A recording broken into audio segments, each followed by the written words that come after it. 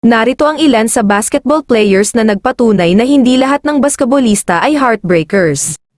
Kilalanin ang magagandang asawa at kasintahan ng mga paborito nating PBA players sa gallery na ito. Bago ang lahat, please click the subscribe button para updated ka sa mga susunod na video.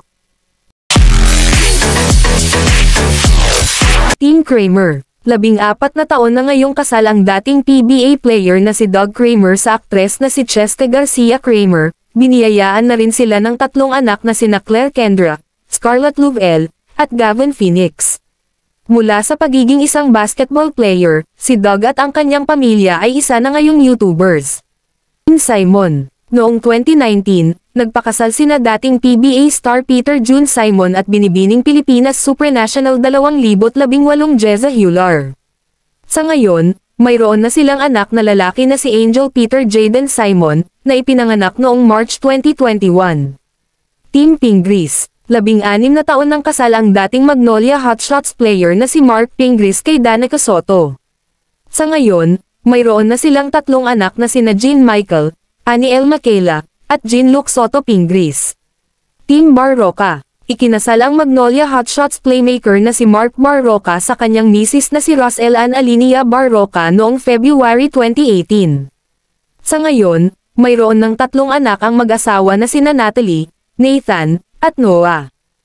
Team Yap. Mayroon na ngayong 2 anak ang rain or shine player na si James Yap sa kanyang partner na si Michaela Cazzola.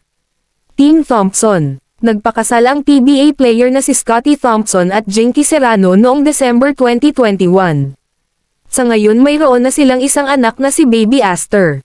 Team Aguilar. Noong October 2019 ikinasal sina PBA player Japeth Aguilar at Cassandra. Ipinanganak ang first baby ni na Barangay Ginebra player Japeth Aguilar at Miss World Philippines First Princess 2015 Cassandra Naidas na si Jesiah Matayas noong February 2022.